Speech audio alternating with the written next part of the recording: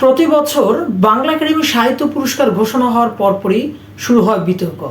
বিশেষত সামাজিক যোগাযোগ মাধ্যম, সাহিত্য আড্ডা, সম্পাদকীয় কলামে ক্ষোভের ঢেউ ওঠে।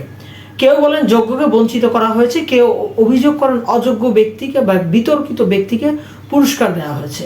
এখন প্রশ্ন ওঠে যে আসলে প্রত্যেক বছর পুরস্কার ঘোষণার পর এই সমালোচনাগুলো কেন ওঠে? এটা কি আসলে শুধু নিছক হিংসা, নাকি এর পেছনে কোনো গভীরতর কারণ আছে? প্রথমেই বলতে হয় যে এটা আসলে প্রত্যাশা এবং প্রাপ্তির একটা বিশাল বড় পার্থক্য থাকে। বাংলা একাডেমি একটি রাষ্ট্রীয় প্রতিষ্ঠান। একটি প্রতিষ্ঠান একজন কবি বা সাহিত্যিককে পুরস্কার দেওয়ার ক্ষেত্রে অনেকগুলো বিষয় বিবেচনা করে।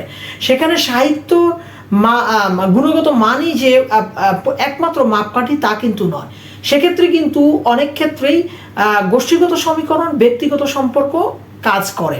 এই জায়গাটায় মানুষের আসলে প্রথমত ধাক্কা লাগে, কারণ মানুষ মনে করে বাংলা একাডেমি সাহিত্যের বাংলাদেশের জন্য একটি উল্লেখযোগ্য পুরস্কার।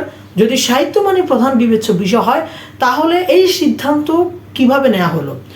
এখন প্রশ্ন আরেকটি বিষয় থেকে সেটা আসে, সেটা হচ্ছে যে আসলে যোগ্য ব্যক্তিকে পুরস্কার দেওয়া হলো না অযোগ্য ব্যক্তিকে পুরস্কার দেওয়া হলো।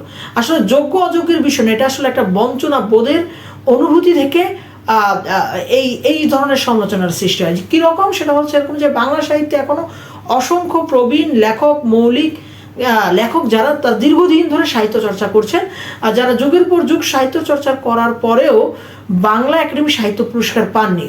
ফলশ্রুতিতে তাদের বাদ দিয়ে যদি কোনো নবীন লেখককে পুরস্কারের জন্য নির্বাচন করা হয়, তখন কিন্তু সেখানে স্বাভাবিকভাবে প্রশ্ন ওঠে, এই মানুষটা পেল না আর উনি পেলেন কিভাবে? সবাই কিন্তু এই প্রশ্নটাই করে। যেমন ডক্টর শফিউদ্দিন স্যার মারা গেলেন, তিনি গবেষণা পুরস্কার পেলেন না, কিন্তু অনেকেই গবেষণা পুরস্কার পেয়েছেন। স্বাভাবিকভাবে সেটা নিয়ে প্রশ্ন উঠতে পারে।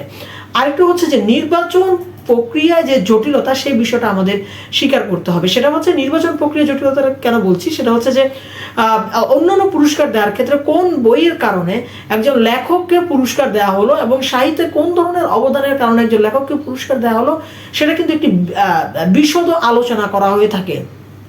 যেমন নোবেল নিয়ে যাদের নির্বাচিত হন, প্রাক নির্বাচন হন, তাদের নিয়ে কিন্তু অনেক আলোচনা হয়।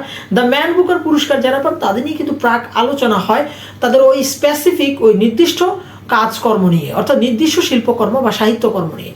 কিন্তু আমরা দেখতে পাচ্ছি যে আসলে এই নির্বাচন প্রক্রিয়া কোন কবিতার বইয়ের জন্য বা কোন সাহিত্য চর্চার জন্য একজন কবি বা সাহিত্যিককে, একজন গবেষককে নির্বাচন করা হলো, সেটা কিন্তু স্পষ্ট করা হয় না। ফলশ্রুতিতে মানুষ স্বভাবতই ভাবে যে এটা হয়তো কোনো রাজনৈতিক বিবেচনা দেওয়া হয়েছে অথবা কোনো গোষ্ঠীগত সীমাবদ্ধতার কারণে দেওয়া হয়েছে। আরেকটি হচ্ছে আমরা কবি এবং সাহিত্যিক কিন্তু যারা আছে তারা কিন্তু সমাজের বাইরে না। আমাদের এই সমাজে কিন্তু বিভক্তি প্রচুর। কেউ ডানপন্থী, কেউ বামপন্থী, কেউ রক্ষণশীল, কেউ মুক্তমনা, আবার কেউ মফস্বল কেন্দ্রিক কবিতাকে পছন্দ করেন, আবার কেউ ঢাকা কেন্দ্রিক বা নগর কেন্দ্রিক কবিতাকে পছন্দ করেন। তো ফলশ্রুতিতে যদি আপনি ধরেন যে যদি কেউ রক্ষণশীল পায়, তাহলে কেন রক্ষণশীল পেল, বামপন্থী বা মুক্তমনারা কেন পেল না? যদি এরকম হয় যে ঢাকা কেন্দ্রিক কেউ পেয়েছে, কেন মফস্বলের কোনো কবি পেল না, সেটা নিয়েও কিন্তু আলোচনা হয়। এখন প্রশ্ন যে আসলে এই আলোচনা কি যৌক্তিক না অযৌক্তিক? ক্ষোভের অংশ হচ্ছে মানুষ যদি বলে তাহলে কেন মানুষ ক্ষোভ প্রকাশ করে? আসলে ক্ষোভ কিন্তু আসে মানুষের ভালোবাসা থেকে। মানুষ চায় ন্যায্যতা এবং স্বচ্ছতা। এবং একই সঙ্গে এটাও সত্য যে একটা সাহিত্য পুরস্কার, ধরেন আপনি যেই কবি বা সাহিত্যিককে মনে করছেন যোগ্য, তাকেও যদি দেয়া হয়, আবার ঠিকই আরেকজন তাকে যোগ্য মনে করছেন না, কারণ সাহিত্য নিজেই হচ্ছে বহুমাত্রিক এবং তার মূল্যায়নের মাত্রাগত মাপকাঠি হচ্ছে বহু রকম।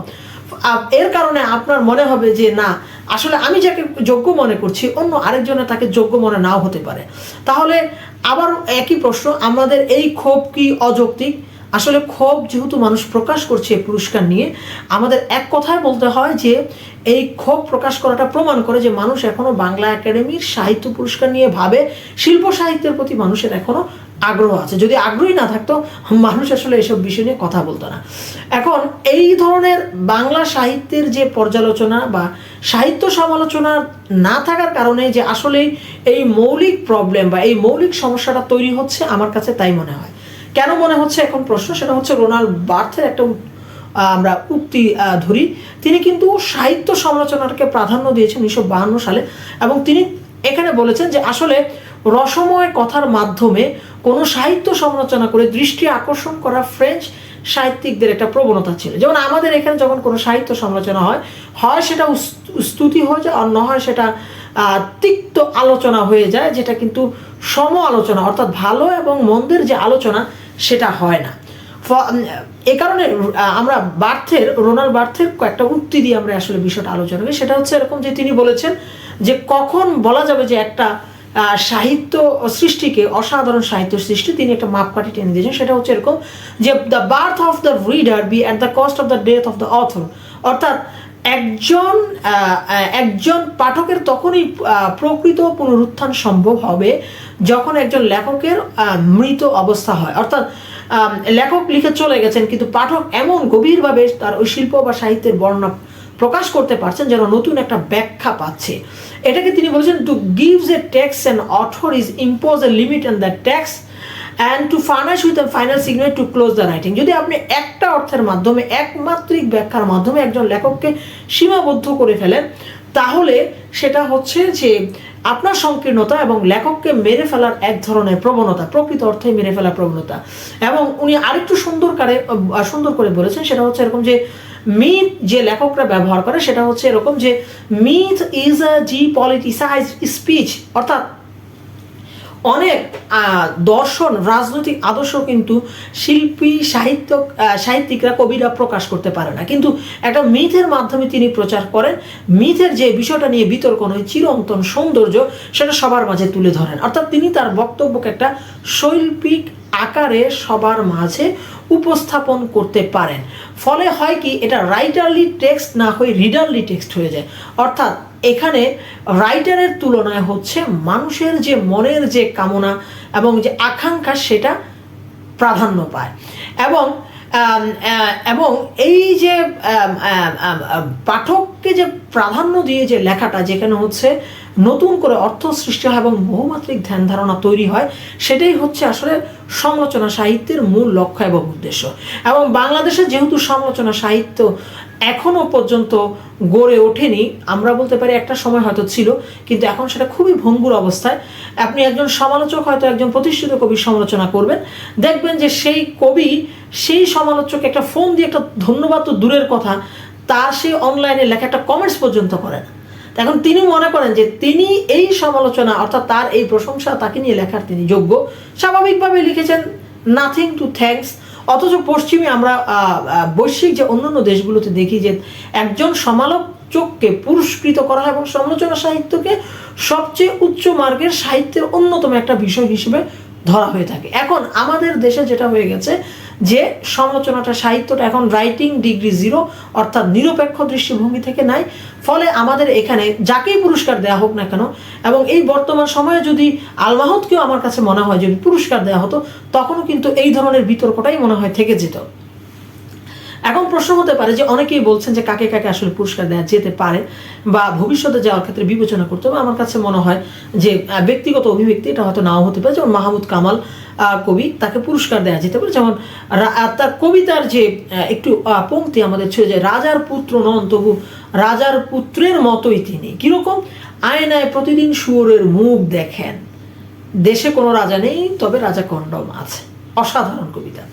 আবার আমরা এটাকে কিভাবে বলতে পারি, আমরা যদি সমালোচক E.M. ফস্টারের সংজ্ঞাটা বলি যে what is wonderful about great literature is that the transform the man who reads it's towards the condition of the man who roots. অর্থাৎ লেখকের যে ভাব এবং ভঙ্গি, তার মধ্যে পাঠককে নিয়ে আসার যে যোগ্যতা, সেটাই হচ্ছে অসাধারণ সাহিত্য, যেটা আমরা মাহমুদ কামালের মধ্যে দেখতে পাই কবি হিসেবে, এবং হচ্ছে কবি হিসেবে আমরা ময়ূর চৌধুরীর মধ্যে দেখতে পাই। যেমন সামান্য জ্বরে কপালটা পুড়তে পুড়তে উঠোনের মতো প্রশস্ত হয়ে উঠেছিল, নোংরা উঠোনে শিউলি গাছের মতো একটা হাতও ছিল না তপ্ত ললাটে। অর্থাৎ সামান্য জ্বরে, অর্থাৎ পুরো উঠোন জুড়ে যখন হচ্ছে রোদে তপ্ত চৌচির হয়ে যায়, তখন তাকে সান্ত্বনা দেওয়ার জন্য একটা শিউলি ফুল থাকে, কিন্তু কবি জ্বরে শেষ হয়ে যাচ্ছেন, কিন্তু তার কোনো প্রেমিক নেই তাকে সান্ত্বনা দেওয়ার জন্য। অথচ বিষয়টা কত ভয়ঙ্কর। তিনি আরও বলেছেন যে শহর ভরেছে নানা রকম পতঙ্গে, কীটে। সেই পতঙ্গ কীট কীরকম তিনি বলছেন, যথারীতি কূটনীতিবিদ, রাষ্ট্রপতি, উপপতি, কমিউনিস্ট, বুদ্ধিজীবী, অধ্যাপক, গোয়েন্দা, আমলা, তারা কি করছে? তারা একই টেবিলে বসে দাবার পণের মতো তৃতীয় বিশ্বের রক্তের মতো লাল মদ পান করে, অথবা কারা যেন শকুনের মতো খুঁটে খুঁটে খাচ্ছে 10 কোটি হৃৎপিণ্ড আর অধিকার। এই যে মেমোরেবল স্পিচ, অসাধারণ যে উক্তি, সেইগুলো বিবেচনায়, অথবা আমরা বলতে পারি কবি বিমল গুহ হয়তো বিবেচনা থাকতে পারে যদি আমরা সেটা আলোচনা করি। পাশাপাশি যেটা বলবো যে কথা সাহিত্যে দুজনকে আমার কাছে মনে হয়েছে যে তারা আরেকটু গুরুত্বের দাবিদার হতে পারতেন। একজন হচ্ছে রফিকুর রশিদ, তিনি মফস্বল থেকে লিখছেন। সেই 1983 সালে সিলেটের চা বাগানে চাকরি ছেড়ে দিয়ে তিনি সেই যে শুরু করেছেন তার কর্মজীবন, লেখক জীবন, সেই লেখক জীবন এখনও অব্যাহত আছে। পাশাপাশি আরেকজন সাহিত্যিকের কথা না বললেই নয়, ডক্টর মনিরা কায়েস, তার কথা হয়তো ভাবতে পারেন কথা সাহিত্যে। এছাড়া অন্যান্য লেখকরাও থাকতে পারেন। তবে আমার কাছে যেটা মনে হয়, সমালোচনা সাহিত্যে যতক্ষণ পর্যন্ত বাংলাদেশে প্রতিষ্ঠিত লাভ না করবে, এবং বাংলা একাডেমি যতক্ষণ পর্যন্ত কোন কবিকে কোন সাহিত্যকর্মের কারণে কোন যুক্তিতে পুরস্কার দেওয়া হলো, যেহেতু তাদের নিজস্ব গবেষণা বিভাগ আছে এবং অনেক ডক্টরেট গবেষণার ডিগ্রিধারী আছেন, তারাই যখন এটা লিখবেন বা প্রমাণ করবেন, সমালোচনা তুলে ধরবেন, ততক্ষণ পর্যন্ত এর আগ পর্যন্ত মনে হচ্ছে না এই সমালোচনা শেষ হবে।